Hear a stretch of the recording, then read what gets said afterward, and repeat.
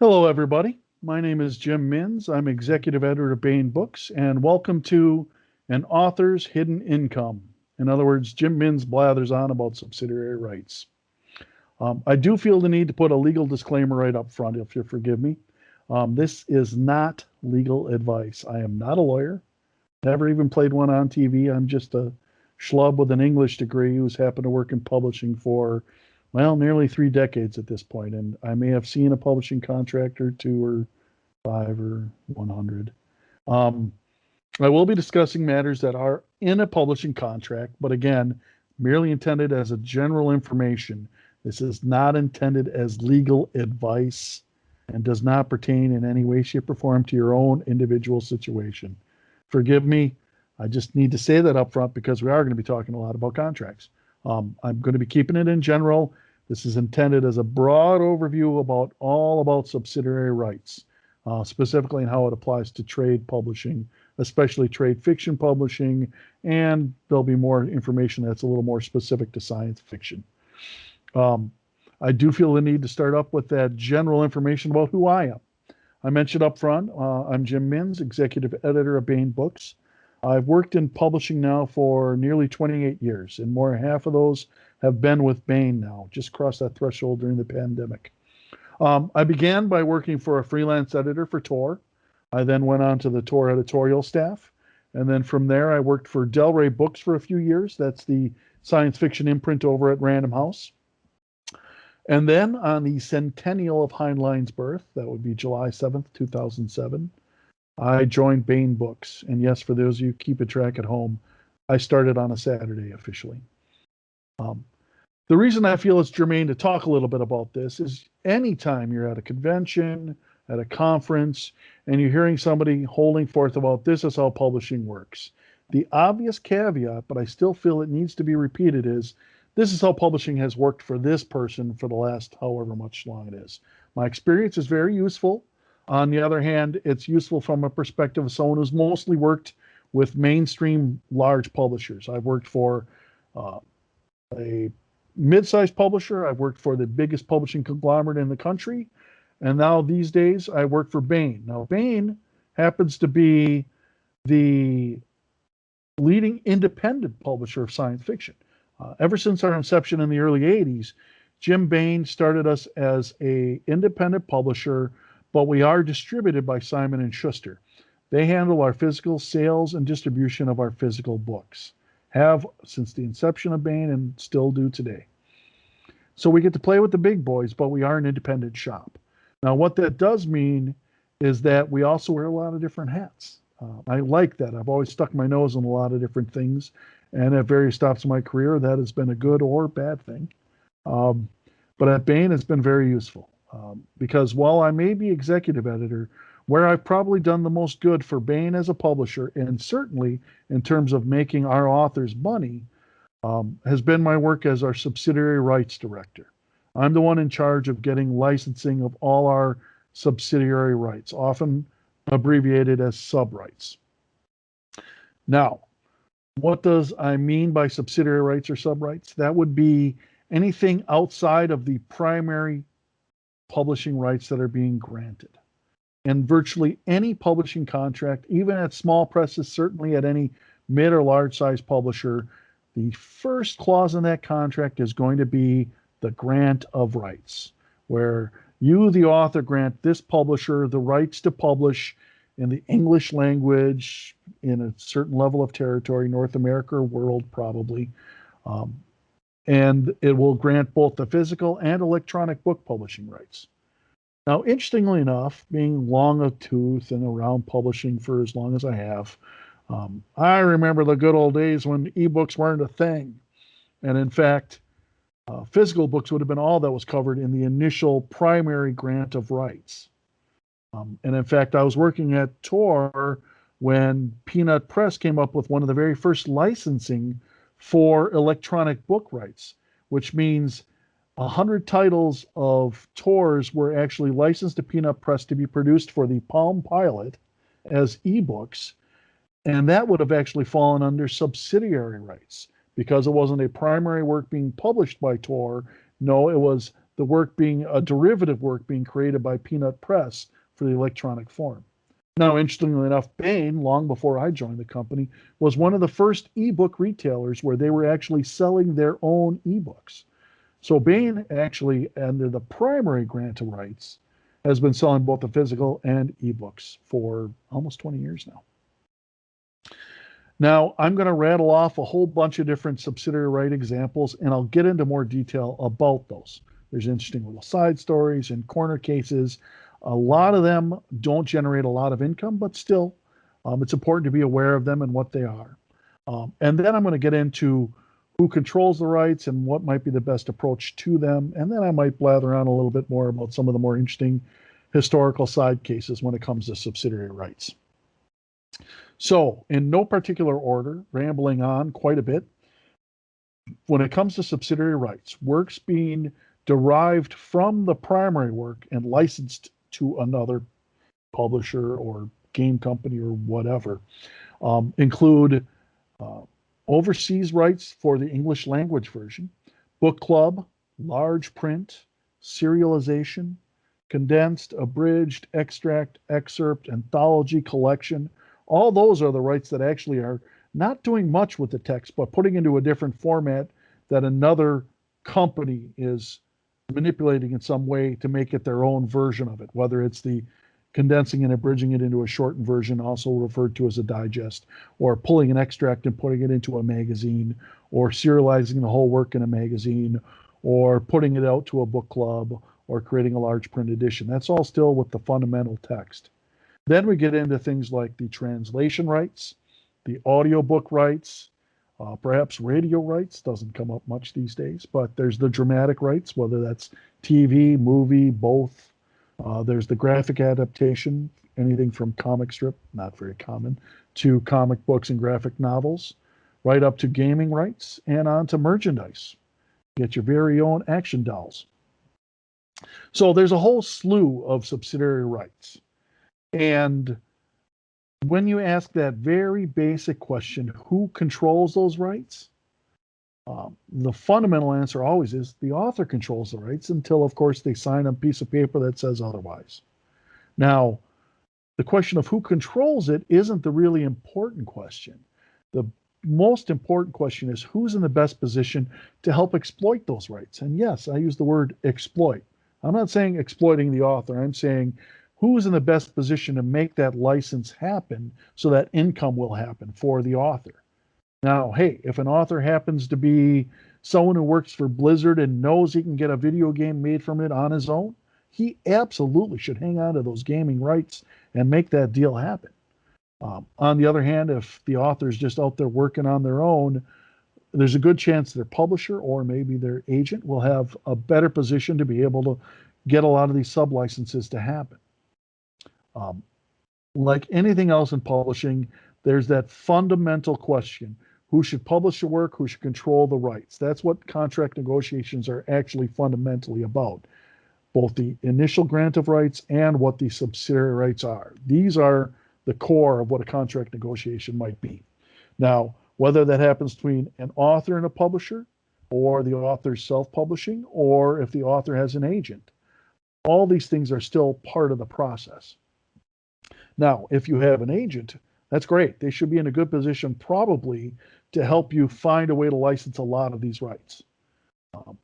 If you're just a guy who's working managed to get a publishing contract with a publisher, but you don't have an agent, then probably the subsidiary rights department at the publisher is in the best position to help you make money off of these rights. And so getting into the breakdown of who's the best for which really is on a individual one-on-one basis. Some agents have extensive subsidiary rights contacts. Some may have great representation in Hollywood, but no foreign sub-agents, and the publisher does. And you can find any combination that might work. If you're out there working on your own as a self-published writer, it can be pretty difficult to find a way to get into a lot of these markets. Some are a little easier than others, in that there aren't as many potential places. Translation can be pretty difficult if you don't have agents working for you, what we call sub-agents or subsidiary agents. In other words, As our rights director, we have subagents who work in Germany to help us license German language. We have subagents who help us in Italy, in Spain, et cetera, et cetera. And so that's where either the agent or the publisher is undoubtedly in better position to help you get those licensings to happen. And in the end, that's really what's the most important element. Holding on to those rights, you absolutely should guard your rights as an author. You should understand whether your publisher is in a position to actually help you use those rights. You shouldn't just sign over the rights to everything because, hey, they want to give you a contract. You should be aware of what the history of the publisher has or the history of your agent has, and understand on a fundamental level who's in the best position to be able to help you make some money off these rights. Because if you're in this for a long-term career, if you're hoping to write 20, 30 novels, or maybe even a dozen, and they're all part of a series, especially in fantasy and science fiction, the more works you have out there and the greater your list of and reputation grows, that is when you discover that suddenly you're getting these royalty statements and payments from your publisher, and you're suddenly seeing, wow, I'm getting a lot more money than the number of copies of books I'm selling. That's because once your book's initially published and been out in the initial market, you will get backlist sales as the years go on, especially if you publish further works in the series. But once a series is established, it becomes easier to get it licensed into foreign markets. And now you're starting up a whole new revenue stream. Getting into audiobooks, yet another revenue stream. And suddenly you're looking at your royalty statement saying, gosh, all my money's coming from subsidiary rights. Because what is an old work in the front list market of your primary country is something new somewhere else. It's somewhere new to the German market, new to the Spain market, and you're getting front list money for the same work. I mean, granted, you're getting a portion of the money, the sub-agent's getting money, the publisher or the agent who's licensing is taking. But the point is you're getting your rights and your editions of your works out in a lot of different formats to a lot of different markets. And that's what it's really all about. Now, I'm going to get a little bit into the specifics of the different types of subsidiary rights. We're going to start with one that, much like when I referred to the electronic rights, could be a subsidiary right or it could be a primary right. And that would be the grant of territory. In my case, what I'm talking about is in the English language. Typically, a contract's either going to be for the North American market or the world English market. Now, world English market means it can then be sold. In our case, the Baen edition could be sold in England. It could be sold in New Zealand. It could be sold in Australia. But if you granted us those world rights, we also could potentially turn around and license them to a publisher. And in fact, if an English publisher voiced an interest in publishing it, there was a good chance they would be able to get greater distribution because they're the ones who have the deeper contacts with all the book selling markets and all the rest. They know their markets better than we do. Baen does have a overseas distributor. So it's kind of interesting in that you can get the best of both worlds. If you license World English to Baen, you can be in a position where, at the very least, you know the book's going to be distributed and offered to the UK market. And indeed, we get into a lot of the more lucrative genre markets, places like Forbidden Planet, which has a number of superstores over there. But the fact of the matter is nobody knows the local market as well as a local publisher. And so if we can get it licensed to a UK publisher, chances are it's going to sell better to that market. But at least, at the very least, if those UK publishers passed, you'd still get distribution. So it's one of those things where if the Baen edition were being distributed in the UK, it would be under the initial grant of rights. If it were licensed, it'd fall under subsidiary. I know it's a little weird. I know I'm talking a lot about the legalese. But after that, it gets a little more straightforward. All the rest of the stuff I'm talking about falls under subsidiary rights, not the grant of rights.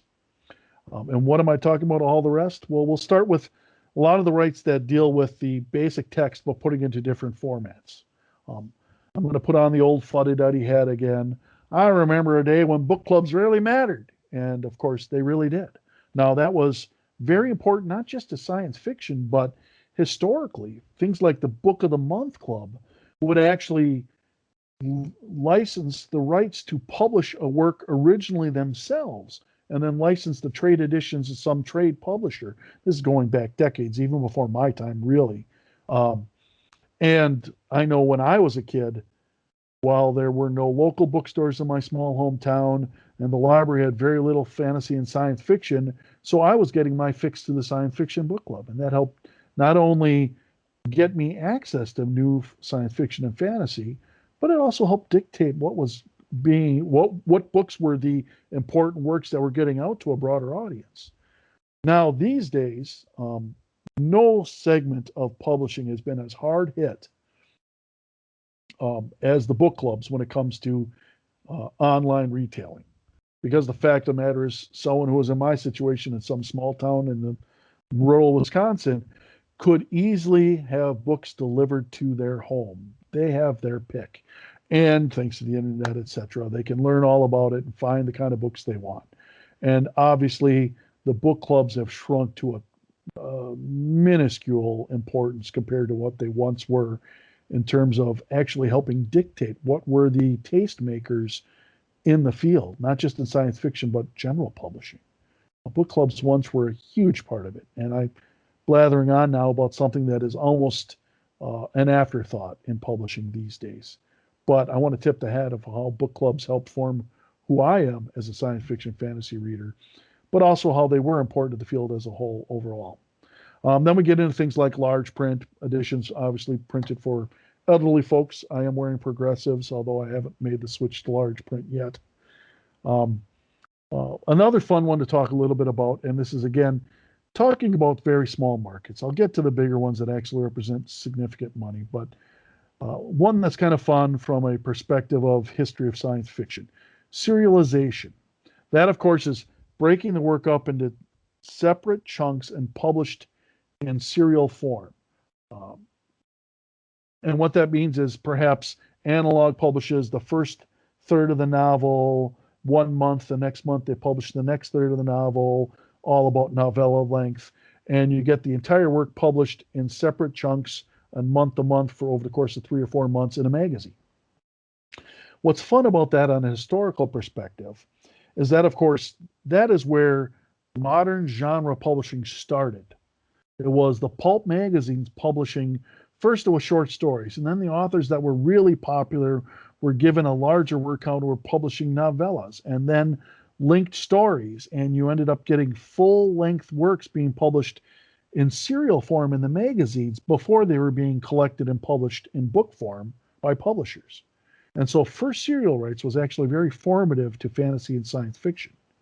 And it's why, at least, honestly, I have not seen other publishers' contracts in quite some time, but at least into the late 90s, all the major publishers left first serialization rights to the author. In other words, you had your own rights to publish it in serial form, licensed to Analog, Asimov, whatever, to publish it in serial form before the novel got published. That's what we mean by first serial rights. Once the novel's published, it would be called second serialization. And that's when the publisher would own the rights because, hey, we've now got our edition out. We paid for the right to put this out. Now we're the ones who control the text. But the tip of the hat to the fact that genre began from serialization, first serial rights were usually left with the authors, even though not very many authors are in a position to actually get first serialization published, because obviously magazines are looking for established names. If they're going to give a big chunk of their magazine word count to an author, usually it's going to be an author who's going to bring readers. So established names can get their work serialized. Newer authors have a difficult time. Other rights that include dealing with the book, but you aren't going to see exercised very often. But because they're tied with the text and are the original work that the publisher is licensing, so therefore the publisher usually controls these rights, except in some very rare cases, would be the condensed or abridged version, also often referred to as the digest version, or the rights to print an extract or excerpt. Usually that resides with a publisher. Of course, there's often that exception that's applied there that allows you to put out a chapter or two on your own website for promotional purposes and things like that. Or vice versa, if you actually have second serial rights somehow, you give the publisher the right to go ahead and put out 7,500 words and offer it for free to help license it for marketing and things like that. And those are the five primary subsidiary rights that deal with using what's basically the primary work. It's the book edition that the publisher's licensed, but whether it's changed in large print or sold to a club or serialized in magazine format. So the text has been manipulated, changed. It's not just the book, but it's still the primary text. Now we'll get into the ones that are actually a lot more derivative works that are more substantially altering the text. The primary one, at least historically, has been translation rights. And that, of course, is taking your work, translating it to foreign languages, and selling it into those markets. And traditionally, that's where a lot of authors have made a lot more money. In general, you're not going to see as big of advances, but the point is you're hitting more than just that one market. Certain markets sell fantasy better than science fiction. This all comes with their own historical cycles. You know, fantasy traditionally has always sold better in the majority of foreign markets, but that's not true in all markets. Science fiction does very well in certain Eastern European countries, especially military SF, but all the stuff is cyclical, just like it is here in the United States with our markets. But in the end, it represents a long tail of income for the author where the rights get licensed and are translated into foreign languages to bring in money. We get into audiobooks, and that is one that has generated an enormous amount of income over the past decade or more. And I actually had more than a small part in helping make that happen. In fact, probably the largest revenue stream that I've opened up for Baen has been through audiobooks. And we haven't been the only ones that had a lot of success with that. A lot of it stems back to Audible, but also the other audiobook publishers have been very aggressive. In particular, and I want to give a tip of the hat to Stephen Felberg. He was the one who, over at Audible, that really saw the potential of bringing out full, unabridged works in the entire series. I know you're probably thinking to yourself, well, duh, of course that's what you should do. People want the whole works. But obviously, historically speaking, audiobooks needed the technology to get to the point to allow it for easy distribution of the works. Because to get an audiobook, I remember back in the day when they were on cassettes, but even when they were on CDs, it's difficult for places like Barnes & Noble and Borders, back when we still had Borders, to say, oh, hey, this audiobook publisher wants to put out the entire Honor Harrington series, all 26 novels of it, and we're going to bring them all out at once through the series. Well, the store only has so much shelf space for audiobooks, and that's just one author at one publisher. On the other hand, Audible, through having an online resource, and of course, Recorded Book with audiobooks.com and the rest have followed suit. They're able to produce that unabridged version and make it available for that audience in a much more rapid fashion. And that created a big amount of demand. Now, I was thrilled when Steve came along for audiobooks. At the time, in fact, one of the top, actually not one of the number one thing when Tony Weisskopf hired me. Now, yes, she hired me as a senior editor, but she also hired me to handle subsidiary rights, knowing that I'd been involved with helping push them at all my other stops, even if I was never directly in a subsidiary rights department. But she knew that I'd known a lot of the people and had been very involved in helping try and get my works that I'd acquired at other publishers as an editor also out into these other markets where I could. One of the top things she put on my priority list was to get audiobooks to the market. Now, at the time, almost nobody was doing unabridged audio still. There were certainly individual works being done, but nobody was doing entire series at all. And we had our own ebook retail site. So I was busy getting quotes for producing our own audiobooks while thinking to myself, I really don't want to be an audiobook publishing company. I really don't. I mean, I've got other things to do. I want to be an editor. And that's when Steve Felberg came along. I knew he wanted to be aggressive. We were very aggressive about letting him license a whole lot of books. And as a result, not just with Audible. In fact, we have more books licensed these days with recorded book, but we went from having probably less than 2 dozen novels licensed in the audiobook market before I got to Baen to now having over 400 titles licensed in the audio form. Not all of them are even out yet. Some of these are newer deals and they're ongoing, but even some of the deeper backlist, I've helped bring out an audiobook form for works that have never been out before from some of the bigger names in the field like Paul Anderson and Andre Norton and the rest. Very happy about that. And audiobooks have generated an enormous amount of income for everybody in the industry. And we own a pretty big debt of gratitude for Steve Felberg. It would have happened, the technology was there, but Steve was the guy who really pushed it early on and helped make it happen. He's still with Audible, but he's pretty much just doing original stuff these days. But still, credit where credit's due. Obviously, the one that everybody really wants to talk about is the dramatic rights. And by that, everyone thinks TV and movie, and of course, that is what we mean primarily when it comes to dramatic rights. Although, honestly, radio, both drama and just live readings can also fall on subsidiary rights, although I can't say I've ever been involved with a deal for any of those. Dramatic audio recording, yes, but not live broadcast. Can always hold out hope. We'll see. But the bottom line is everybody loves playing the game of, hey, who would you cast for this book?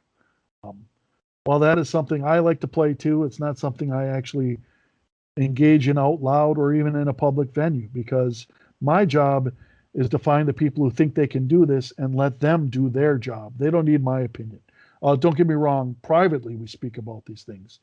But in the end, just like I'm not looking to have authors tell me how I should publish a book because I'm a publisher, that's what I do. I'm not busy playing casting director, although I've loved to have those conversations in private as well. And honestly, TV and movie rights are the ones that can really push things over the top. That being said, the vast majority of TV and movie options don't actually result in works being made. The long-standing joke was actually what you really wanted was for Hollywood to option your work but then never make the movie. Because, of course, back in the day, the ability of Hollywood to handle long-term narrative, to handle the pure CGI and special effects that'd be required, to be able to do a good job with genre material was pretty hit or miss. And so a lot of times what you really wanted was to get the option and then kind of hope and pray it didn't get made, but they'd have to keep renewing the option. When it comes down to the breakdown of dramatic rights, typically a company, there's a lot of different ways this can happen, many different ways it can happen. Sometimes you may be getting an option with a company that's only a TV company, but they, of course, want to freeze up the dramatic rights. So therefore, while they're only offering you TV money, they don't get feature film rights. On the other hand, those film rights are frozen until this other company's option expires. When it comes to TV and movie options, usually it's a much shorter term for licensing because either it gets done or it doesn't, and then somebody else comes along to license the work. At least that's your hope. But it can vary a little. But I'll say this, if somebody wants to option your work, and if you're an independent writer out there, good for you. Make sure there's money up front and make sure there's a rock solid termination date for that option. It should not be for years and years. A typical option would be 1 to 2 years-ish, kind of depends on the company and the money and things like that. You can get TV-only options. You can get movie-only options. It can even break down into things like pay-per-view and feature, although usually those are all different breakdowns for what kind of money's involved with the option.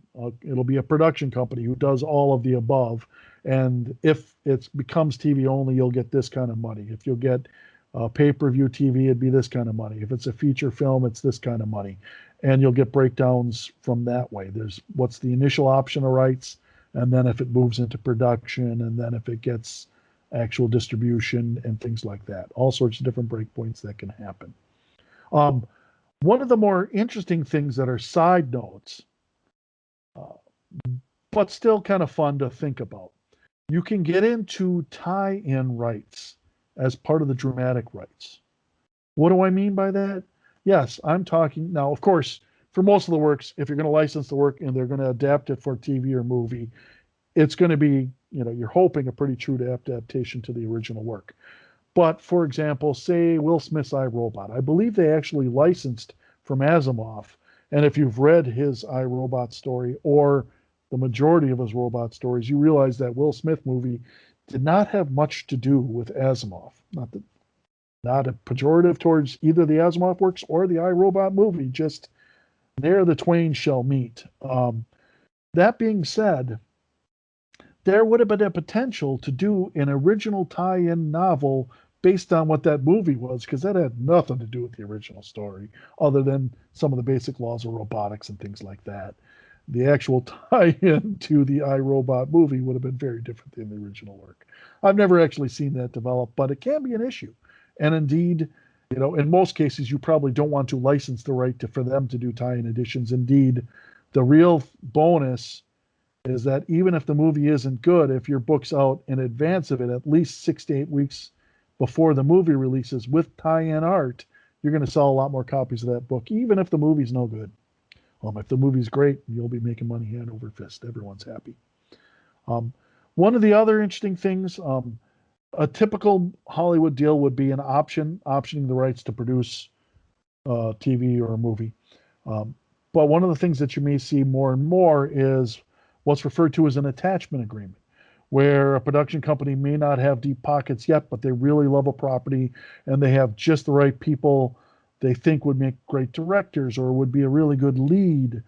A lot of times, if it gets to a certain point, there's going to be an option already, but there's something that's called an attachment agreement, where it's sort of like an option light. Money may not be exchanging hands, but they're very excited and they want to go to the major distributors to try and get the money and say, hey, we have the rights to this book and Joe Blow is attached to it.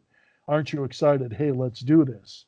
And so that's another thing that can fall under those dramatic rights along that range of anywhere from big feature film option for serious advance to smaller TV advances to an attachment agreement because somebody's really excited about the work and you think they're the real deal. In fact, I will go ahead and make a announcement. Press release is still being fiddled over, but I'm not stepping on anyone's toes. Baen has come to an agreement with Radar Pictures. More recently, they produced both the Jumanji movies, starring The Rock and others, and Jack Black and all the rest. And they also are currently producing, I believe, in post-production on the Wheel of Time series. And we have come to an attachment agreement for the Grim Noir novels by Larry Correia. They really love hard magic, think they could do great stuff with it, and we have come to an agreement with them. And the press release will be forthcoming very soon. Larry will probably be putting stuff out on his website very soon. I'm waiting on approval on a press release. But, maybe you'll hear it here first. Radar Pictures is now attached to Grim Noir Chronicles by Larry Correia, and we're pretty excited about that. Now, another subsidiary right, which often can be tied into dramatic rights, and it can be tied in a few different ways, is the graphic adaptation.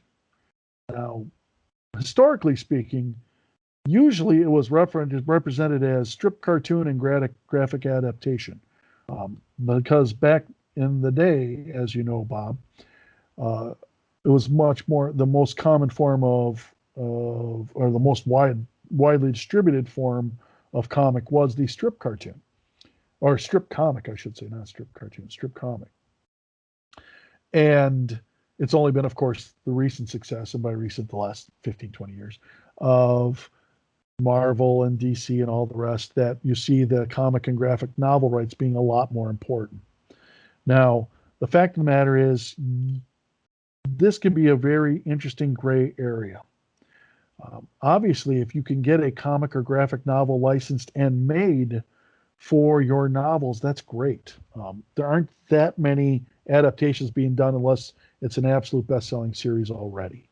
But if you do have one made, it makes it that much easier to go to Hollywood, and here you've got storyboards to put in front of them. Not that I'm saying folks in Hollywood don't have the attention to read a 200,000 word novel, but it's always nice to have a storyboard to put in front of them. The flip side is if the graphic novel, graphic adaptation rights have not already been made and there is an offer for TV, movie, especially movie, feature film, a lot of times they will want to tie up the graphic novel rights at that point because they're now much more worried about the visuals of the book and they're trying to create the look for this franchise and therefore don't want the waters muddied. And so rights can be actually tied up. So if a graphic novel exists, it can actually aid getting a dramatic novels, dramatic film or TV made or optioned. But if there isn't a graphic novel already done, there's a chance those rights are going to want to be tied up, and indeed usually are. So that's one that's kind of coming and going. One of the other rights that's more interesting, but you don't see necessarily in action as much, and that would be the gaming rights. Now, in science fiction and fantasy, I mean, everybody, of course, when they think gaming rights, are first thinking video games, and absolutely. That's where obviously some serious money is involved. And in fact, much of what I may have done with gaming rights would have actually been talking to gaming companies about potentially licensing in their worlds to produce novels. An example being like the Halo novels. I wasn't part of that, but that's the example I can talk about as opposed to ones that may or may not involve an NDA that I can't discuss. NDA meaning non-disclosure agreement. So you can get gaming rights where you're licensing to write novels in their world, but that's a whole different panel. That's playing in other people's IPs, intellectual properties. But of course, there are instances where you license game rights to companies for the intellectual property that you're producing. So, for example, will there be, I can't get into details, unfortunately, but will there be an app or a computer console game or a PC game based on somebody's novels? There's also, of course, the more niche market of tabletop gaming, and that's something I can talk about.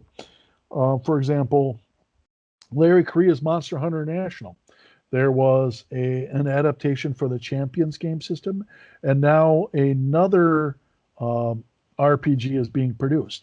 Now, in this case, Larry, like many of our authors actually, Larry Correia, John Ringo, David Weber, they don't have agents.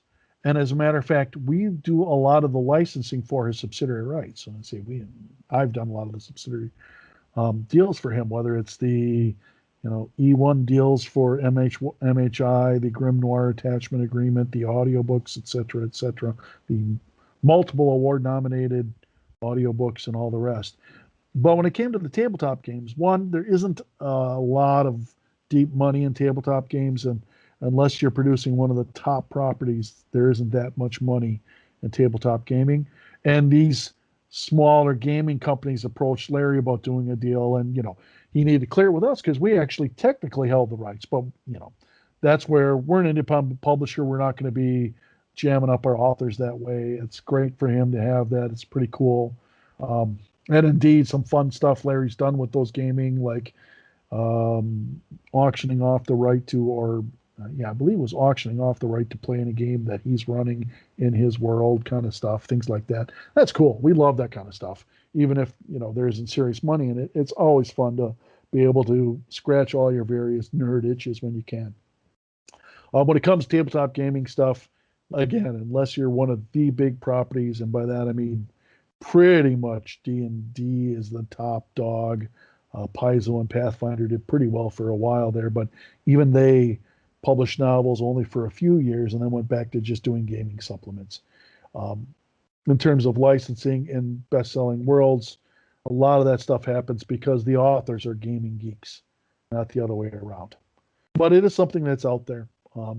The real money is flowing from computer games to doing tie-ins to their worlds, things like Halo and the like, World of Warcraft, and all that sort of stuff. The last remaining subsidiary right that I want to mention is the merchandising rights. And again, Usually those are going to get tied up into the dramatic rights once those are licensed. And again, usually there's not that much happening.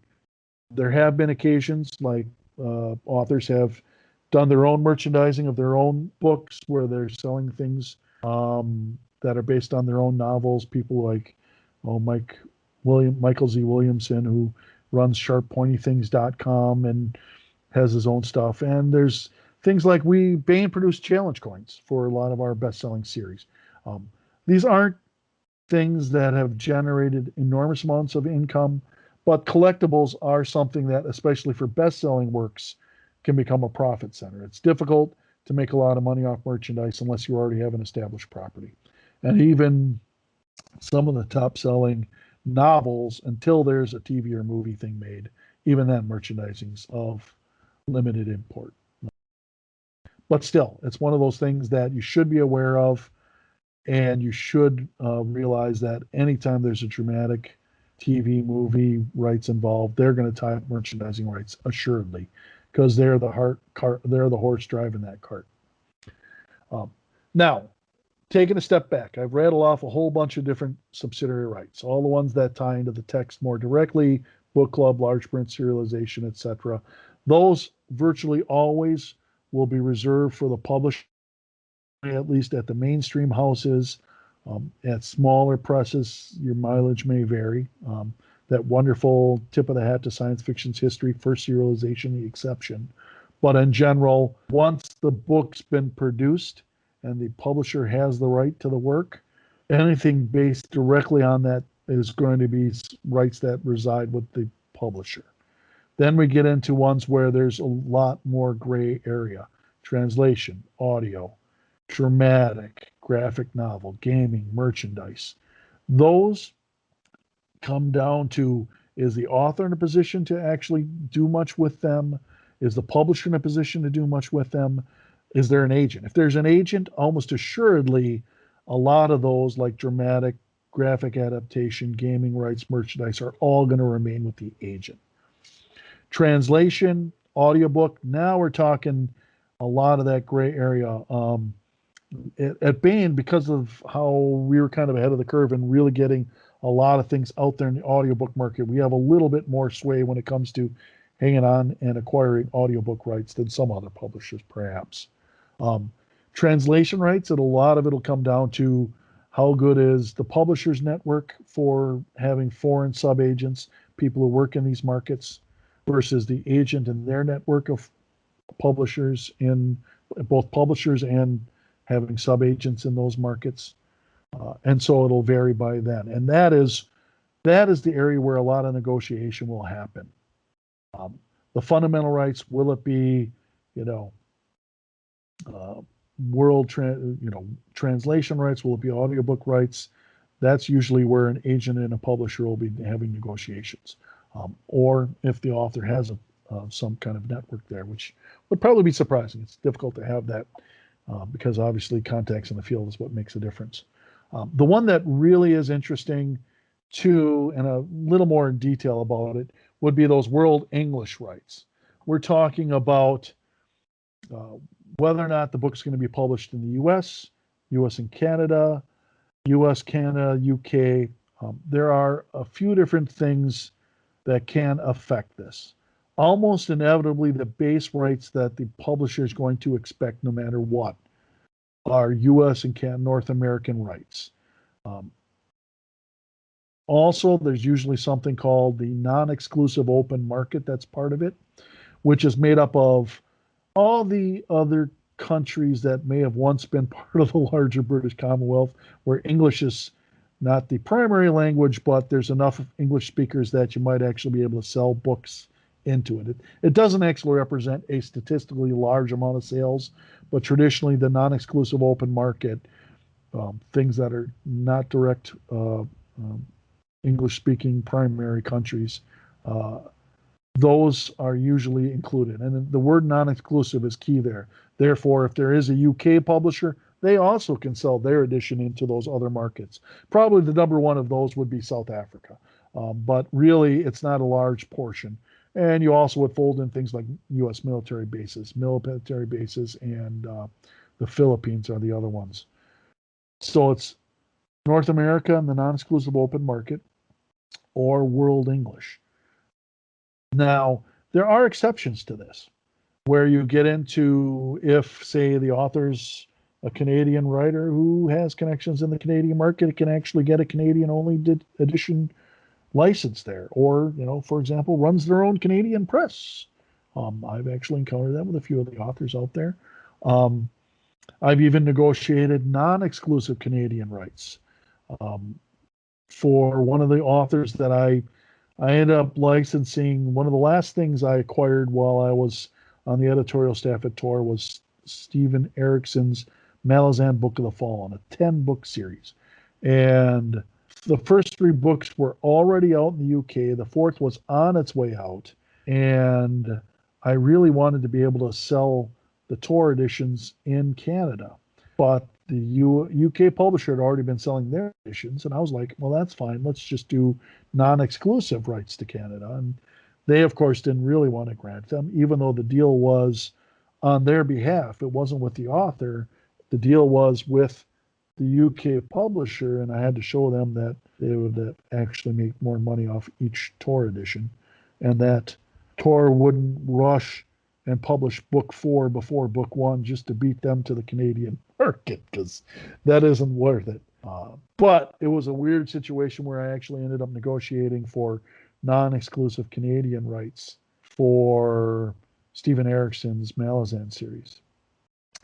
And you can get lots of weird little permutations like that in subsidiary rights, because in the end, every single book, every single contract, while it may follow a lot of the exact same things, a lot of the same tracks, a lot of the same territories, a lot of the same terms, everyone is unique. And whether that author has certain connections in certain markets, whether the agent has connections in certain fields in certain markets, or whether that publisher is in a position to actually be able to use those rights. I mean, a lot of the other smaller presses don't have somebody like me who has a bunch of have contact with foreign subagents, has contacts with people. I mean, I've known all the different editors for the Science Fiction Book Club for a very long time, although that doesn't carry much weight in terms of monetary income anymore. But somebody who has those kind of connections in the trade market, and that comes from, of course, having spent nearly 2 decades working in the New York City area, which is where most of the U.S. market still is defined. So I've rambled on quite a bit. This is an interesting bit of information that a lot of writers don't know much about. And the fact of the matter is, a lot of authors, a lot of established authors, if you get them talking, you run into them, because, hopefully this time next year we'll all be back at our conventions, having a drink in the bar and chatting with our favorite author. And you get them talking about where their money's coming from. And when they see those royalty statements, they're going to tell you, these days I make a lot more off my subsidiary rights than I do off my front list contract. I'll make more money, that royalty statement, for the new book versus the 12 old books, and performing in all these other markets, translation, audiobook, et cetera, even without TV movie rights ever being optioned. You're going to see a lot more income build up through that long tail, because that is the real meat of the long tail of publishing.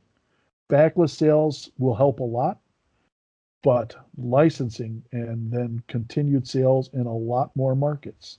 While the individual income from any individual market may not be that big, it really represents that hidden income that's going to help build and, keep the lights on in your house.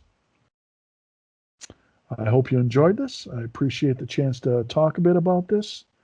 And more importantly, I hope to see you all in Chattanooga next year. Thanks.